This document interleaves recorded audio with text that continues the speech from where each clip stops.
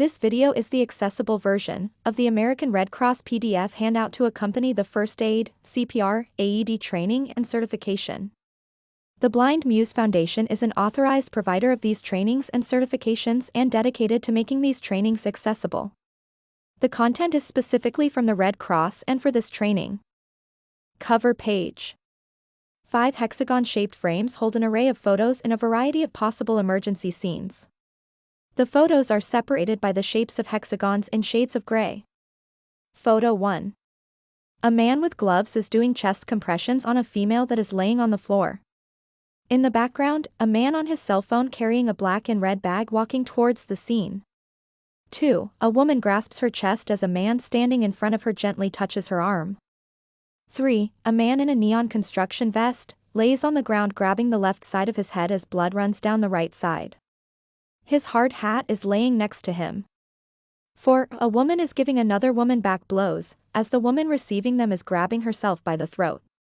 5. At a construction site, a worker wearing gloves assists a wounded coworker as he places a bandage on the man's arm. Title: First Aid, CPR, AED Adult Ready Reference Card. American Red Cross Training Services. Contents: Checking an injured or ill person, page 3. Giving CPR, page 5. Using an AED, page 7. Caring for choking, page 9. Using direct pressure for bleeding, page 11. Checking an injured or ill person, page 3. 1. Check the scene for safety, form an initial impression, obtain consent and use PPE. 2. If the person appears unresponsive, check for responsiveness, breathing, life-threatening bleeding or other life-threatening conditions using shout tap shout. Note: check for no more than 10 seconds. 3a. If the person does not respond, responds but is not fully awake, is not breathing or is only gasping, or has life-threatening bleeding or another obvious life-threatening condition, call 911 and get equipment, or tell someone to do so. Then, give care based on the condition found and your level of training and continue your check to determine if additional care is needed. Note: for a person who is unresponsive and not breathing, start CPR and use an AED immediately. 3b. If the person is responsive or responds to stimulation and is fully awake and does not appear to have a life-threatening condition, interview the person, or bystanders, if necessary, ask questions about signs and symptoms, allergies, and medications and medical conditions, also known as the acronym SAM. Do a focus check based on what the person told you, how the person is acting and what you see. Note: do not ask the person to move if you suspect a head, neck or spinal injury. Do not ask the person to move any area of the body that causes discomfort or pain. Note: as you check the person, take note of any medical identification tags. 4. After completing the check step, call 911 and get equipment. Or tell someone to do so, if needed. Then, give care based on the condition found and your level of training. Giving CPR. Step 1. Check the scene for safety, form an initial impression and use PPE. 2. If the person appears unresponsive, check for responsiveness, breathing, life-threatening bleeding or other life-threatening conditions using shout tap shout. 3. If the person does not respond and is not breathing or only gasping, call 911 and get equipment, or tell someone to do so. 4. Place the person on their back on a firm, flat surface. 5. Give 30 chest compressions.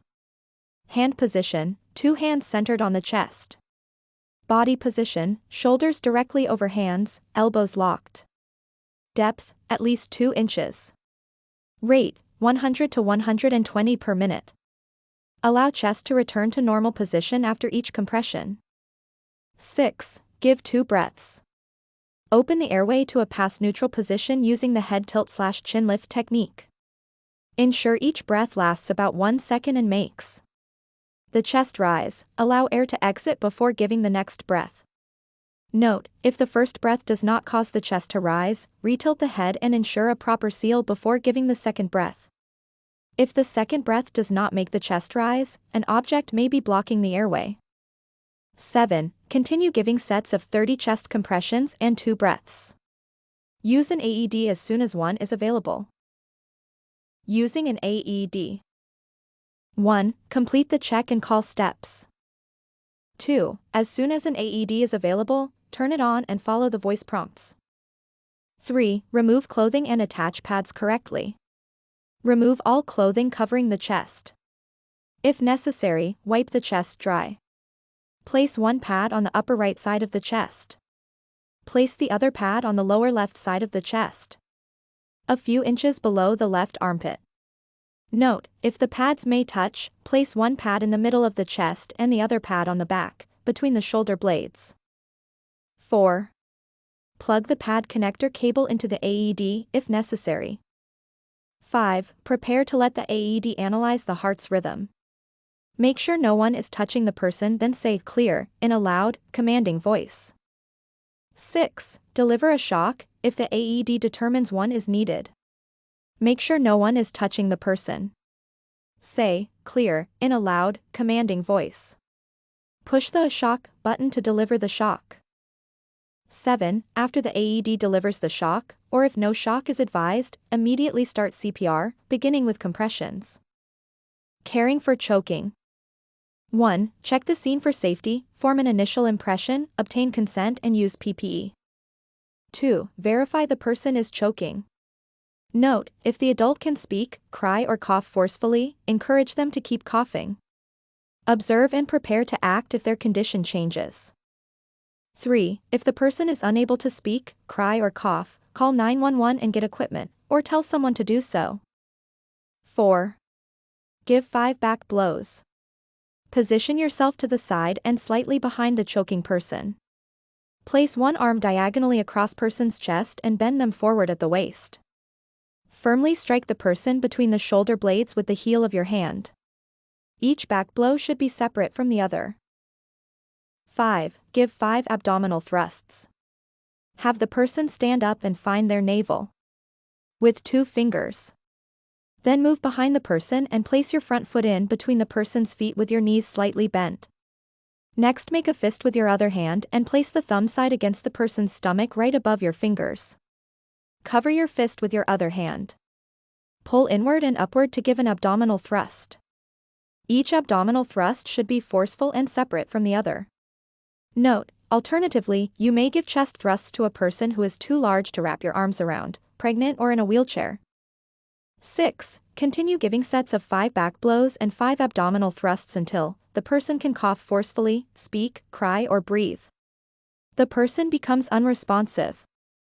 7. If the person becomes unresponsive, gently lower them to the floor and begin CPR, starting with compressions.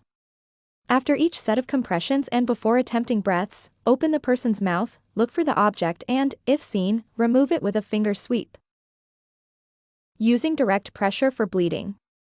1. Check the scene for safety, form an initial impression, obtain consent and use PPE. 2. Immediately call 911 and get equipment, or tell someone to do so. 3. Find the source of the bleeding. 4. Tell the person to expect pain from the pressure needed to control the bleeding. 5. Place a dressing on the wound. Use a hemostatic dressing, if available and bleeding is life-threatening. 6. Apply steady firm pressure directly over the wound. Put one hand on top of the dressing and put your other hand on top. Position your shoulders over your hands and lock your elbows. Push down as hard as you can. Note, if blood soaks through the original gauze pad, you do not need to do anything, but you can put another gauze pad on top. Replace the new gauze pad if blood. 7. Apply a roller bandage only if bleeding stops before EMS arrives. Apply the bandage over the dressing and secure it firmly. Check for circulation beyond the injury before and after applying the bandage. 8. Monitor for rebleeding. If bleeding reoccurs, do not apply an additional dressing or bandage.